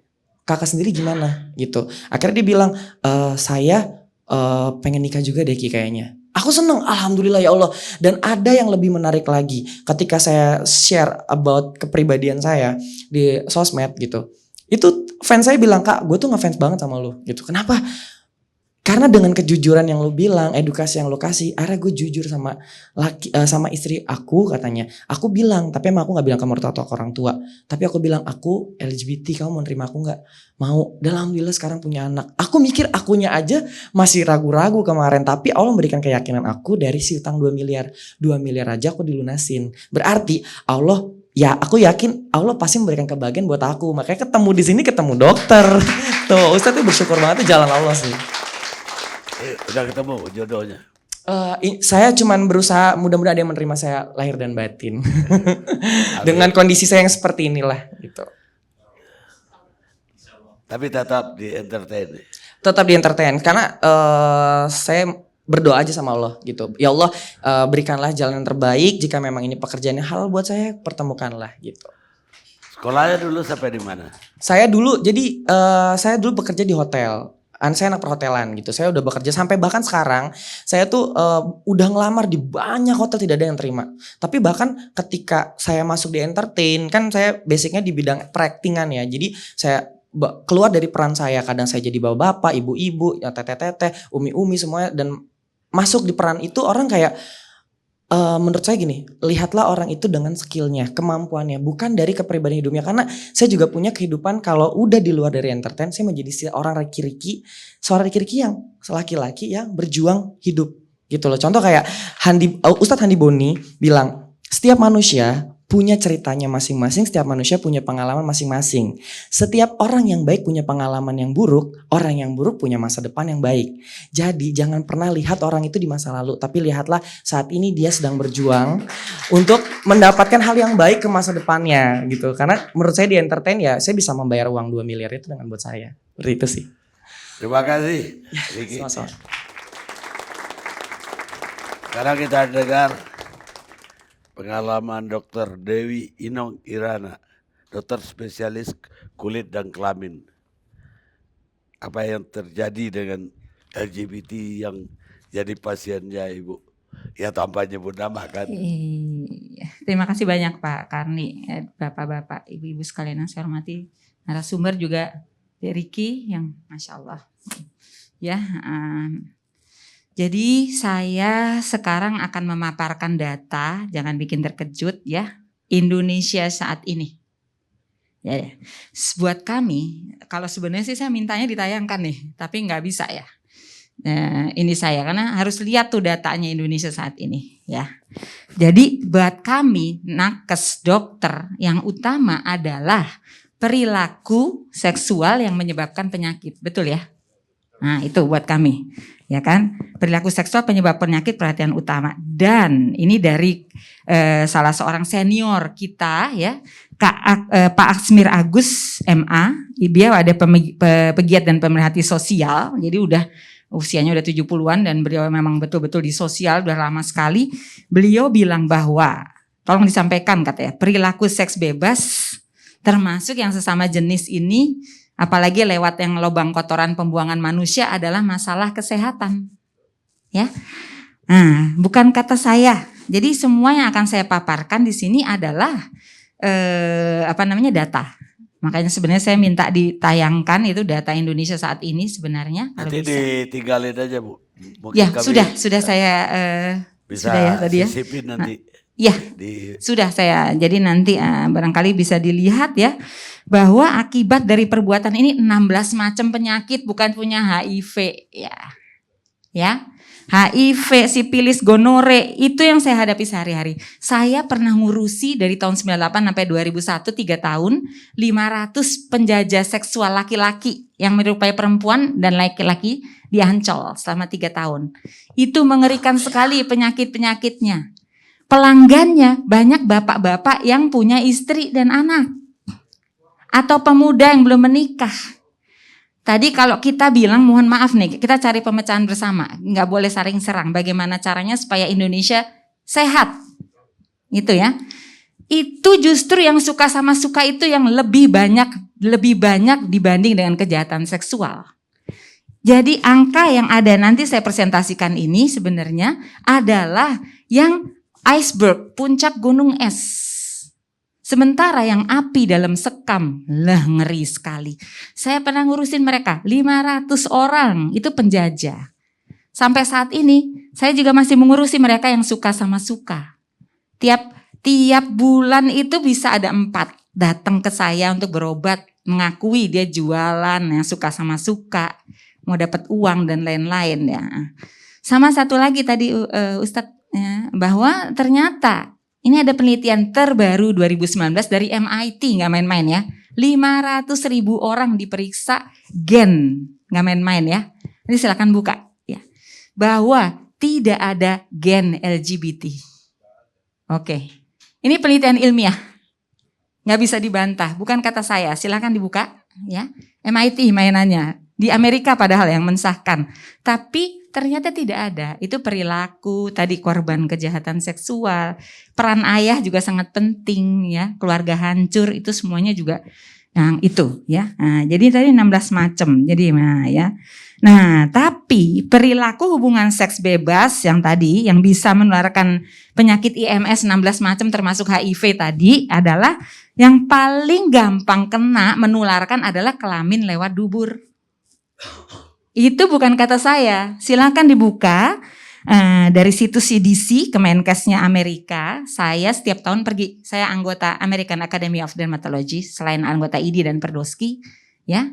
Saya selalu ke sana. Itu yang terakhir selalu dibilang bahwa silakan buka aja, ada kok di CDC, buka aja di Google ya. Bagaimana HIV menular? Nomor 1, anal sex is the highest risk sexual behavior. Penularan paling gampang itu lewat dubur. Dan ini terbukti dari data yang akan sebenarnya saya tampilkan di Indonesia saat ini.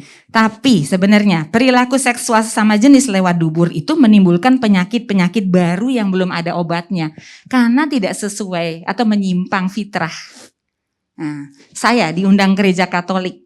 Diundang oleh, kemarin saya baru pulang dari Balikpapan. Ya, gereja Protestan ya, gereja Kristen. Ya itu mengundang saya, semuanya sama, sependapat, kita tidak setuju, sama. Karena tadi ternyata perilaku seksual sesama jenis, terutama yang lewat dubur menimbulkan penyakit baru. HIV/AIDS itu tahun 81 mulainya dari mana?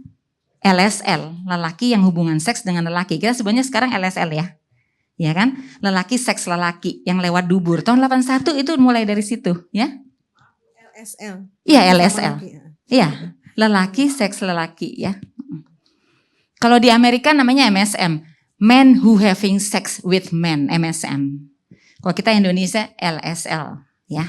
Kemudian sarkoma Kaposi generasi baru. Saya ikut waktu itu San Diego tahun 2016, itu kok ada penyakit baru ngerikan sekali loh. Nggak ada obatnya ya. Mulainya di Amerika juga yang perilaku LSL lewat dubur. Udah ada di Indonesia, saya udah dapat pasiennya, dan kemarin saya waktu ke Balikpapan ke sana ya, itu ke Kalimantan itu juga dokter spesialis kulitnya di sana bilang saya kasusnya ada nih beberapa udah meninggal, nggak ada obatnya. Itu LSL ya, yang lewat dubur. 3, yang baru cacar monyet, tuh sekarang dimulainya dari itu. Jadi ini penyakit memang karena itu nggak sesuai dengan fitrah manusia. Setuju kan semuanya? Yang kita takut adalah penyakitnya nih, ya kan? Nah, ini tinggi sekali ya sekarang di Indonesia yang terbaru ya. Mulai 2020 ini data Kemenkes ya, dari seluruh provinsi di Indonesia ya. Itu faktor resiko HIV tertinggi saat ini mulai 2020 dari LSL yang lewat dubur. Baik di LSL maupun yang waria ya. Itu sekarang tertinggi 21,4% mulai 2020. Ya kan? Terus narkoba sekarang cuma 6, waktu itu 2020 0,6%. Mesti dilihat lagi sekarang juga. Di Indonesia laki-laki kena AIDS 2 kali lipat perempuan. Jangan salah loh. Ngeri banget. Saya diundang ke berbagai daerah. Ya. Ada satu daerah yang laki-lakinya 5 kali lipat perempuan karena banyaknya perilaku tadi, LSL. Apalagi ini yang baru udah ngelapor, udah ada gejala lah. Kalau yang tadi suka sama suka, nggak ada pencegahannya, gimana caranya, nggak dilarang. Itu bagaimana Indonesia 10 tahun lagi? Ya, Bu, tapi setahu saya itu perilaku itu bukan hanya di homoseksual ya, tapi juga heteroseksual. Yang jadi persoalan dari persoalan HIV, penyebaran HIV AIDS itu adalah perilaku yang bergonta-ganti pasangan. Nah, memang perilaku seksual permisif ini memang berpotensi terhadap yang homoseksual, tapi juga yang melakukan hubungan dengan LSL itu juga ada laki-laki heteroseksual. Jadi intinya itu adalah perilaku gonta-ganti pasangannya yang bermasalah. Betul, tapi bukan hanya itu. Karena emang dari CDC paling gampang penularan IMS dan HIV adalah lewat dubur. Iya, karena memang perilakunya maksudnya atau dia satu, kesetiaan kesetiaan dari perilaku seksual yang LLCR ini memang sangat minim. Iya betul. Mereka itu gini ya, Iya. saya ingin supaya agak seimbang juga informasinya ya. Saya kira kan banyak sekali kenapa sangat-sangat tinggi. Saya mulai dari yang tadi saya sampaikan, mereka sangat minim ya akses terhadap pekerjaan. Banyak sekali Jualan. Banyak Iya, sekali. iya, Saya sendiri, iya. saya bukan hanya mendampingi ya, tapi juga riset yang saya lakukan ya, Iya. belum lama ini. Itu sangat mengerikan ya, betapa mereka memang kabur dari orang tua, dan kebanyakan sangat beda ya dengan yang disampaikan oleh Mas tadi ya. Kebanyakan justru orang tuanya tuh memang menekan dia supaya perilakunya lurus dalam tanda kutip, normal dalam tanda kutip ya, dikasih mainan laki-laki, tapi memang dari awal, dari sejak dini ya, itu mereka memang cenderung untuk bermain bersama perempuan. Jadi bukan lalu diarahkan untuk misalnya berbeda. Yang kebanyakan tuh memang swasta sekali. Loh, anak saya kok main sama anak perempuan, itu udah dari awal. Tapi memang kecenderungannya sangat memang berbeda ya, dari awal dia kecenderungannya memang feminin. Nah lalu dia misalnya mandi bersama dengan bapak-bapak gitu, yang mereka memang beda ya dari tampilan yang secara lebih feminin gitu ya. Akhirnya mereka juga sangat rentan terhadap kekerasan. Lalu orang tuanya malah melakukan itu, sempat ya digantung lalu diasap gitu ya, supaya sadar gitu. Banyak sekali kekerasan ketika mereka kecil remaja gitu ya. Jadi mungkin hanya kasuistik yang orang tua tuh justru memperlakukan itu berbeda tuh mungkin nggak banyak ya. Tapi justru yang lebih banyak adalah KDRT, karena dia melihat anaknya berbeda. Jadi diluruskan dalam tanda kutip dengan cara-cara pemaksaan.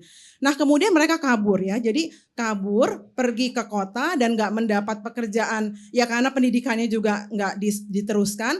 Akhirnya kumpul dengan komunitas yang, kemudian komunitas itu komunitas yang PS itu ya. Nah ini itu banyak sekali. Nah itu kan persoalan, bukan persoalan tiba-tiba kita menyalahkan ini karena LS, bukan gitu. Tapi itu akar persoalan yang memang runut ya, dari stigma yang diberikan dari kecil, lalu tidak ada kasih sayang atau tidak ada perlindungan dari keluarga, akhirnya kabur, pendidikan nggak selesai, tidak ada pekerjaan yang layak, akhirnya menjadi PS. Nah PS itu ya pasti udah ganti-ganti, udah gonta-ganti pasangan, namanya juga PS. Betul. Nah kita harus melihat akar ini. Ketika kita semakin memberikan stigma terhadap mereka, semakin membuat mereka akhirnya merasa, aduh saya tuh kan, kenapa saya akhirnya misalnya tadi ya tertekan untuk misalnya mencoba menjadi lurus, itu karena kan semua nggak ada privilege terhadap mereka yang privilege itu kan hanya ada pada heteroseksual. Heteroseksual, kamu bisa bercinta, kamu bisa punya kasih sayang, sementara kasih sayang itu kan bagian dari kehidupan. Kita ingin hidup tuh disayangi, dicintai gitu. Tapi kamu homoseksual tidak boleh.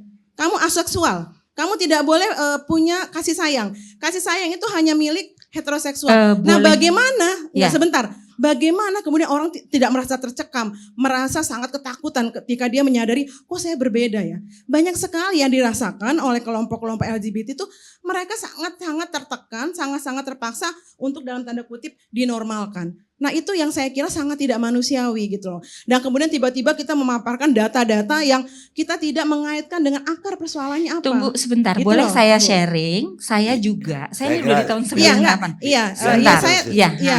Saya mengapresiasi data-data yang disampaikan, tetapi kita juga mesti empati dari mana ini berasal. Tunggu dulu, akarnya seperti apa? Betul. Jadi saya juga sudah 5 tahun ya, Kak Karni membantu Pemkot Depok. Ya, tiap 3 bulan itu ngumpulkan 100 sampai 150 penderita HIV. Ya. 90 diantara mereka adalah LSL. Tuh. Bukannya dia ini. Iya, saya ingin tahu apa latar belakang dia. Apa pekerjaan ini, apa dari data-data ini kita harus tahu gitu. Betul tahu. Jadi kebanyakan mereka tuh terjun sebagai PS ya, karena tunggu dulu, ini belum selesai. Jadi pendampingannya bukan hanya dari kesehatan, kita obatin, kemudian ada pendampingan psikologis, pendampingan agama, dan yang paling penting adalah Pak Karni diberikan keterampilan gratis, Pak. Karena orang yang udah HIV ya, atau IMS yang lain kayak sifilis dan lain-lain, itu udah lemes, nggak bisa, jadi kurus kering. Ya, jadi benar-benar dia walaupun minum obat udah 10 tahun itu bisa tiba-tiba kalau bawa ojek gitu bisa jatuh sendiri, kan kasihan orang ini ya. Jadi kasih pekerjaan ini, minta maaf, ini benar-benar terjadi ya.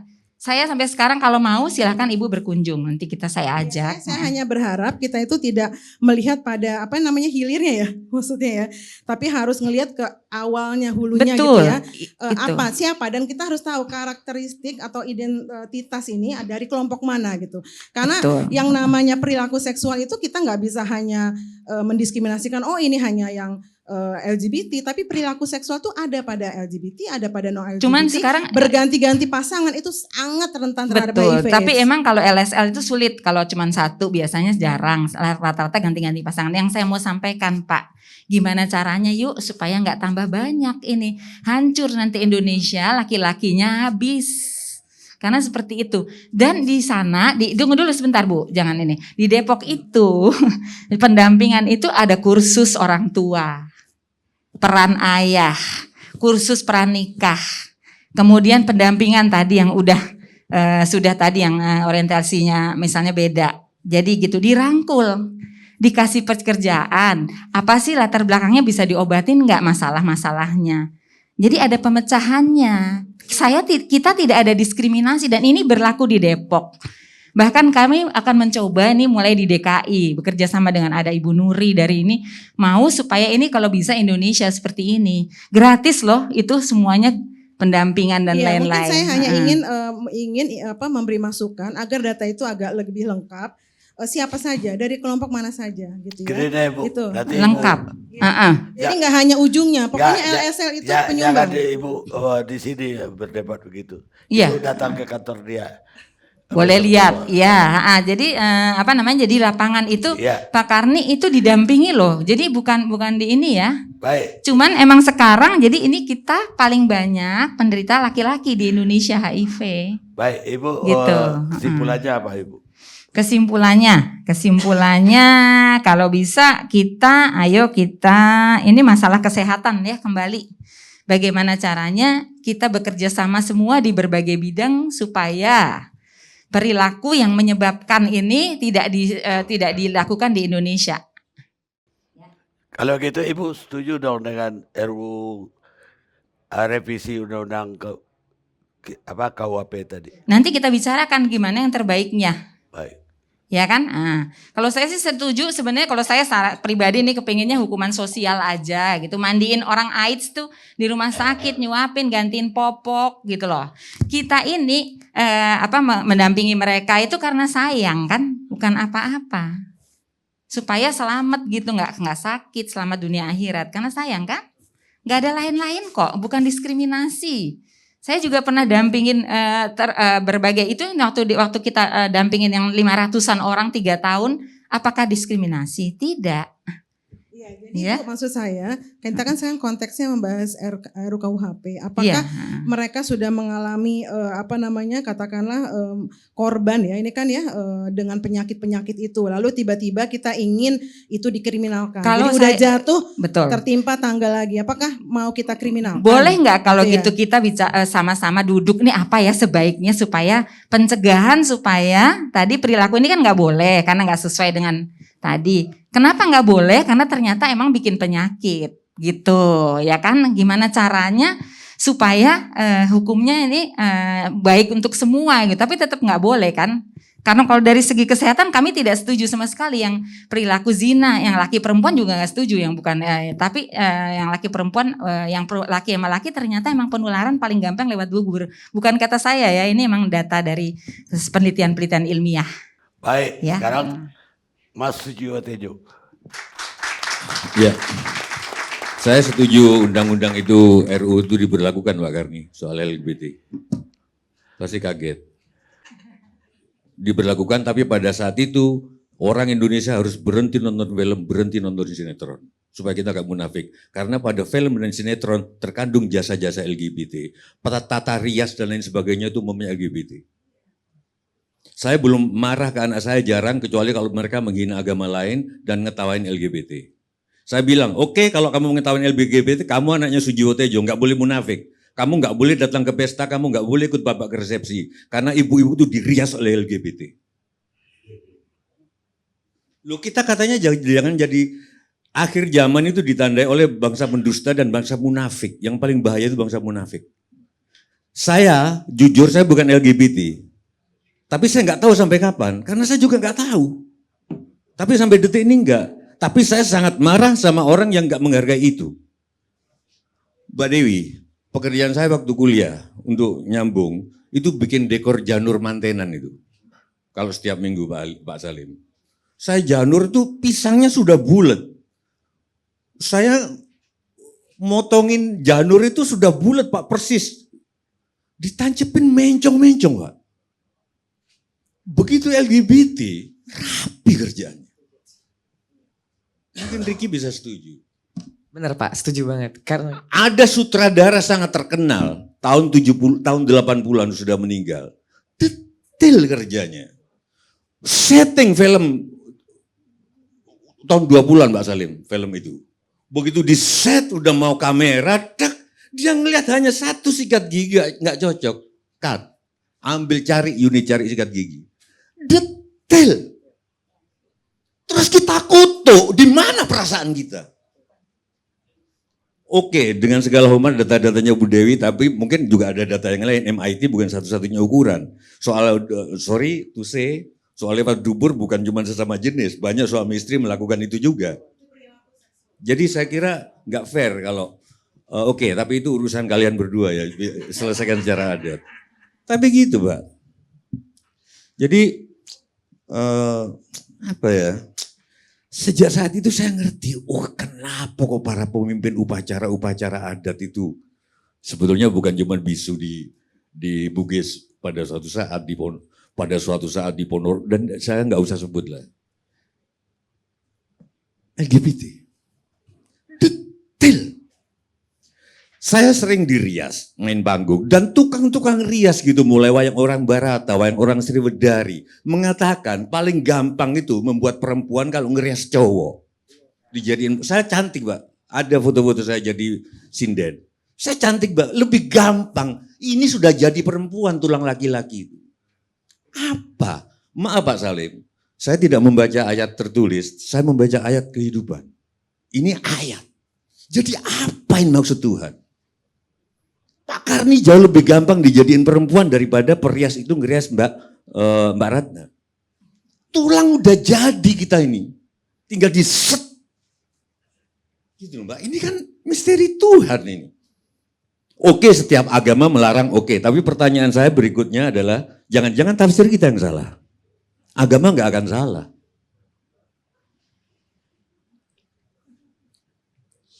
Saya tadi ngeliat Ricky ngomong, sorry jangan tersinggung. Agak deg-deg tuh. Cantik anak ini, cantik. Cantik. iya benar. Cantik ini. Cara gerak bibirnya, cara saya enggak, menurut aku ya sorry. Bener, sorry bener jangan banget, tersinggung. Pak. Enggak, malah saya Masih betul cara banget. duduknya, Saya setuju. geraknya aduh gitu. Iya, enggak, kalau saya emang natural. Jadi saya nambahin juga ya Gitu. Pak. Jadi gini loh, saya ini kan perannya di sosmedan dan perempuan ya Pak. Tapi saya punya Cuman personality saran laki. saya, jangan sesumbar dan jangan menghina LGBT. Oh, Ibarat enggak. orang yang baru selesai merokok, Enggak. belum 2 tahun, jangan sesumbar anti rokok. Iya, enggak, malah Bisa saya balik lagi loh. betul. Malah saya gini Pak, kalau aku konsepnya ke teman-teman LGBT, ini loh pengalaman aku di luar dari dan aku, tapi kita harus menghargai sama manusia. Semua pengalamannya gitu. beda-beda. Iya, jadi kalau dia mau berubah nggak apa-apa, kalau nggak mau berubah kita hargain gitu. Kalau aku cuma mau ngedukasi, kalau aku kayak gini. Tapi karena peran aku kayak gitu Pak, dan perempuan di sosmed kayak gitu. Makanya saya setuju Rick, ini segera diberlakukan. Tolong Iya, sampaikan ke aku teman-teman setuju. DPR. Tapi pada saat yang sama, kalau nggak mau munafik, larang seluruh orang Iya. Indonesia nonton film, nonton acara ini aja mungkin yang ngerasa LGBT, kita nggak tahu. Iya. Karena LGBT tuh bener-bener pinter sih Jangan sebenarnya. nonton acara ini, kita dirasa LGBT nih. Iya benar. Udahlah, jangan sampai kapan kita berhenti muda, Pak? Benar-benar Pak, Dan saya ini setuju. bukan Oke, soal saya gen, setuju tapi semua agama seksualitas ya. melarang. Tapi pertanyaan saya selanjutnya, jangan-jangan tafsir kita yang salah. Karena ini ayat. Tafsirnya nggak kontekstual dan tidak memahami seksualitas. Enggak, sorry. Bisa jadi benar. Jangan-jangan. Jangan-jangan. Karena ini ayat. Tapi yang saya nggak setuju Pak Karni, kampanye LGBT. Kampanye bukan ngomong gini, kalau ini gampang ditangkap. Anak-anak, ayo LGBT itu gampang, itu kampanye ece-ece. Bisa di stop polisi. Tapi gimana kalau setiap acara TV menampilkan presenternya LGBT semua? Dan makin banyak. acara Ramadan, acara apa. Coba sih kan. Itu kampanye terselubung. Siapa yang bisa, mbok LGBT 1, cewek 1, cowok 1 gitu. Ini 3-3-nya kadang-kadang. LGBT semua. Dan terus sekarang saya tanya Pak Karni, orang-orang suami-suami di Indonesia, sorry saya baca ayat Bu. Saya nggak baca ayat tertulis, capek. Dan bisa nanti tergantung madhab ini, madhab itu. Dan saya punya pengalaman boarding di suatu agama waktu kecil. Oleh guru saya dipegang-pegang terus Pak, saya Pak. Padahal itu anaknya pemimpin yang punya. Jadi jangan-jangan ini memang kecenderungan. Dipegang-pegang dagu saya, paha. Waktu masih umur 6 tahun saya di suatu agama. Dan mungkin agama-agama yang lain juga. Ayo kita jangan munafik. Aku tugas kebudayaanku, umur saya sudah 59, kalau Rasulullah berarti 4 tahun lagi saya hidup Pak. Tugas kebudayaan, yuk sekarang kita berhenti munafik. Itu aja sih. Kita disuruh anti LGBT. Kalau itu genetik gimana? Sorry, mungkin saya karena beberapa literatur yang saya baca itu ada yang genetik, ada yang ikut-ikutan. Yang ikut-ikutan itu loh Pak. Mungkin Pak Nasrullah benar, Pak Salim benar. Kalau ini nggak ada undang-undangnya, nanti lebih meluas. Takut yang ikut-ikutan itu Pak. Saya belajar loh, belajar cinta dari LGBT loh. Cintanya cowok ke cewek itu cemen. Aku lihat lagunya Naib Pak, yang bila kau mati, ku juga mati. Mbak Ratna, aku pernah ngajar teater di suatu kampus di nggak usah aku sebut terkenal. Aku ngajar itu nggak konsen Pak Salim, karena ada satu yang jemput yang sedang aku latih, jemput cowok. Itu aku ingat banget Pak, berdiri di tiang, berdiri nunggu dia itu. Kalau cewek nunggu cowok kan cuman badannya aja yang nunggu. Ini kayak rambutnya, matanya, itu kayak nunggu gitu loh. Aku belajar cinta dari itu. Jangan-jangan orang sekarang pergi ke sesama jenis karena cintanya dengan lawan jenis hambar.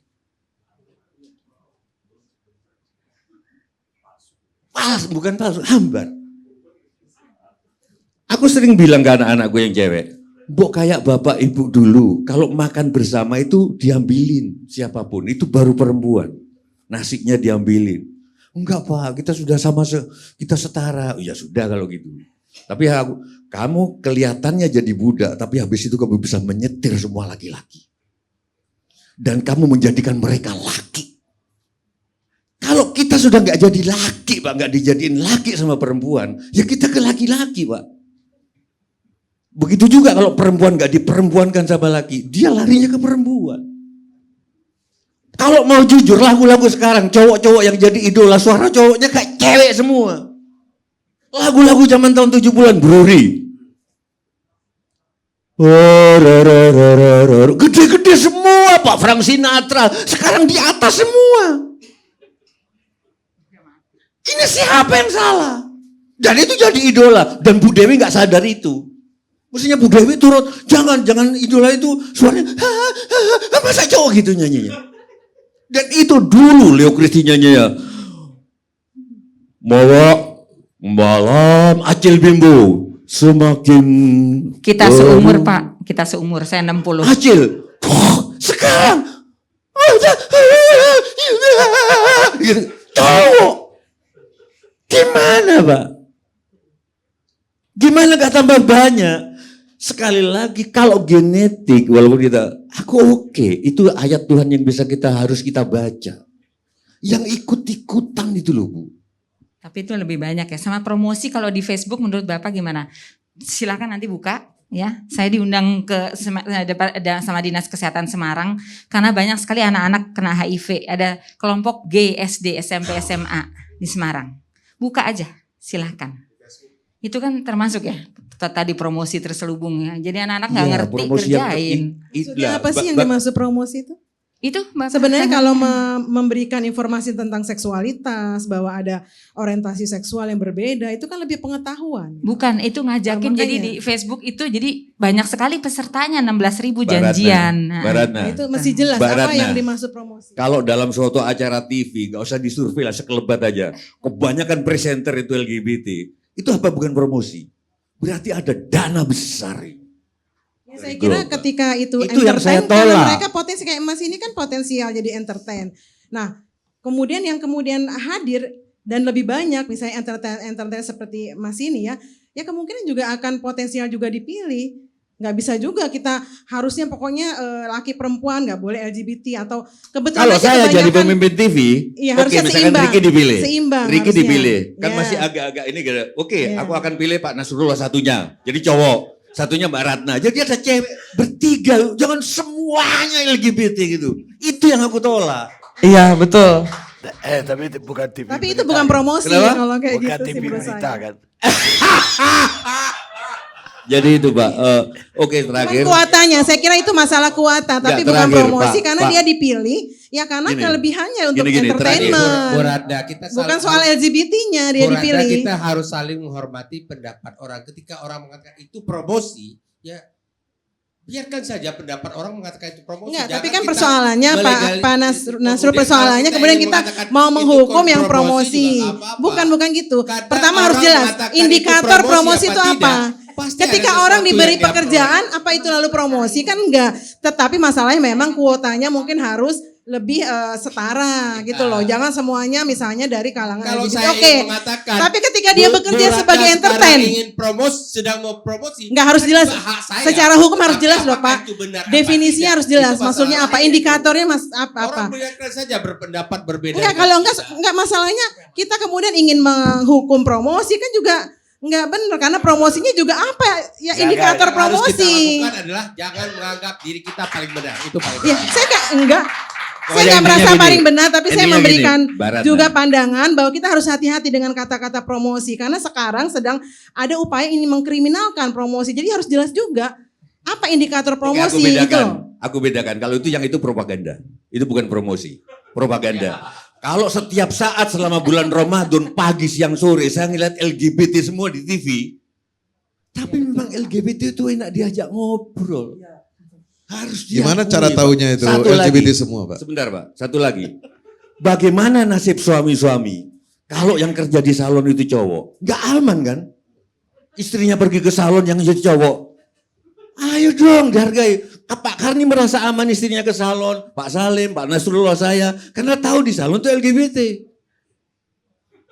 Ending adalah Pak Karni, hal yang paling Bentar. dihargai di Jawa, spiritualitas tertinggi adalah Semar. Dan Semar itu nggak cowok, nggak cewek. Terima kasih. Ya, Pak Karni, sebelum ini saya 1 menit saja ingin mengatakan gitu, bahwa saya tidak anti LGBT, saya banyak berteman dengan mereka. Mereka banyak sekali yang orang baik, nuraninya baik sekali, perilakunya baik, banyak menolong orang.